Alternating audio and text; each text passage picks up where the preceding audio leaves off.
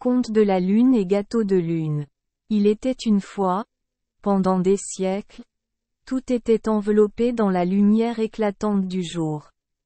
Les gens ne savent pas ce qu'est l'obscurité, pensant avec arrogance que sans son illumination, les choses ne peuvent pas vivre.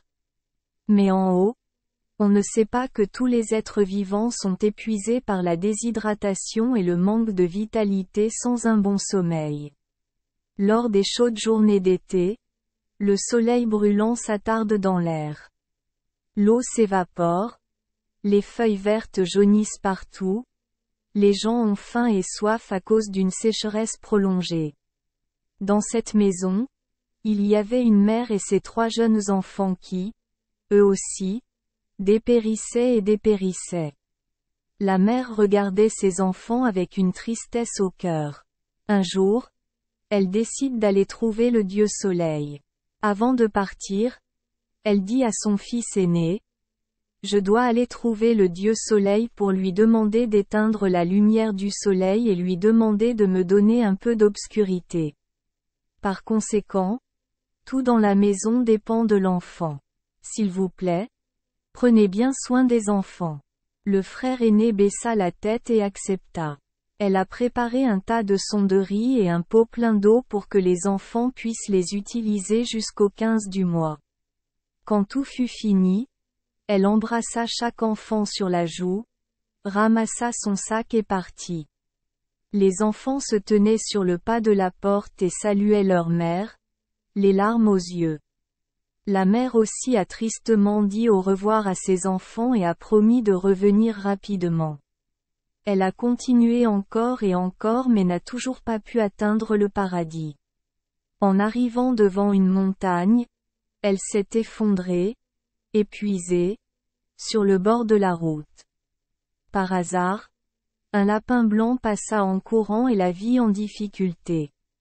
Le lapin blanc trouva de l'eau et la lui donna à boire. Elle se réveilla et confia tout au lapin blanc. Le lapin blanc s'est senti désolé d'entendre son histoire, alors il l'a immédiatement guidée. Elle a suivi Rabbit sur environ 3 kilomètres jusqu'au paradis. Dès qu'il l'a vue, Zan a levé les yeux au ciel et a crié « Qui est-ce ? Ne sais-tu pas que cet endroit est la terre interdite du ciel ? Oui, s'il te plaît à Dieu, parce que je ne peux pas voir mes enfants mourir de faim et de soif, alors je prends la liberté de venir ici et de demander à Dieu d'envoyer de la pluie. Et éteignez le soleil tous les jours, quelques heures par jour pour que tout le monde puisse passer une bonne nuit de sommeil. Comment osez-vous changer d'avis et mettre à nu vos yeux et votre chair ? N'avez-vous pas utilisé le soleil et la lumière pour gagner votre vie pendant des milliers d'années ? Maintenant tu dis ça ? Oui. Dieu merci. Il est vrai que nous avons vraiment besoin de lumière pour travailler, mais dans nos moments de repos, la lumière nous empêche de dormir. Petit à petit nous avons perdu nos forces, aucun humain ni animal n'était plus capable de travailler. J'espère que le Dieu reconsidère. Le Dieu a soulevé les nuages et a regardé le monde, surpris de voir toutes les couleurs fanées. Les arbres meurent, le bétail gît, les gens se débattent, les enfants pleurent. Le paysage est désolé, sans vie.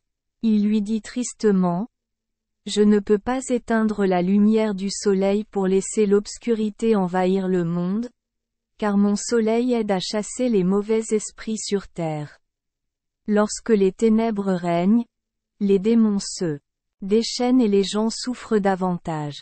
Une autre façon est que dans l'obscurité, il doit y avoir de la lumière pour guider les gens et éviter le mal. Mais qui se sacrifierait pour que les autres se transforment en cette petite lumière ? » Sans hésitation, elle accepta le sacrifice immédiatement, mais elle demanda à Dieu de lui donner un jour pour retourner voir ses enfants une dernière fois. En disant au revoir à Dieu, elle rentra chez elle le cœur lourd car elle était sur le point de quitter ses enfants pour toujours. Elle essayait de sourire lorsque ses enfants couraient la serrer dans ses bras avec joie. Les retrouvailles autour d'un repas chaleureux, plein de rire. Elle a emmené sa fille aînée au champ, leur a montré comment semer, fertiliser et transplanter le riz, etc. Elle a ensuite appris à sa deuxième fille comment coudre et broder chaque aiguille et chaque fil. Quant au plus jeune et innocent petit enfant, elle le tenait dans ses bras et lui conseillait d'obéir à ses frères et sœurs et d'étudier dur.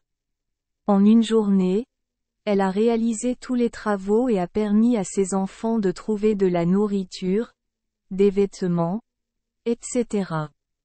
Elle a conseillé à ses enfants, peu importe où j'irai, je surveillerai toujours chaque étape de leur croissance. Souvenez-vous des paroles de votre mère.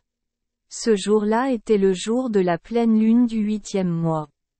Suivant les instructions de Dieu, elle se tenait devant la maison, face au ciel et relaxant son esprit. Soudain, elle sentit son corps devenir léger et flotter dans les airs. Lorsqu'elle baissa les yeux, elle vit l'obscurité la recouvrir et une douce lumière briller sur la terre. Elle a regardé vers la vieille maison et a vu ses enfants crier et pleurer. Elle n'a pas pu retenir ses larmes. À ce jour, cette lumière chatoyante s'appelle Moonlight et la lumière ronde brille au-dessus. Cette hauteur s'appelle. La lune est cristallisée dans le cœur d'une mère et brille toujours pour guider ses enfants bien-aimés. Le clair de lune est le plus brillant les nuits du 15 et du 16 du calendrier lunaire car c'est le jour des retrouvailles des 4 mères et de leurs enfants. La légende raconte qu'après cette nuit-là, ce jour de l'année, les 3 enfants préparèrent une fournée de gâteaux pour offrir de l'encens à leur mère. Maintenant les gens les appellent gâteaux. Merci les enfants des Esperluette Croisillon 39. Avoir écouté des contes de fées au jour Esperluette Croisillon 39. 8. Espérons que les histoires apporteront aux enfants des moments heureux et significatifs. Si vous aimez notre chaîne, veuillez appuyer sur le bouton S Esperluette Croisillon 39. Abonner, pour ne manquer aucune histoire intéressante. Je vous souhaite une bonne nuit de sommeil et de beaux rêves. Rendez-vous dans la prochaine histoire.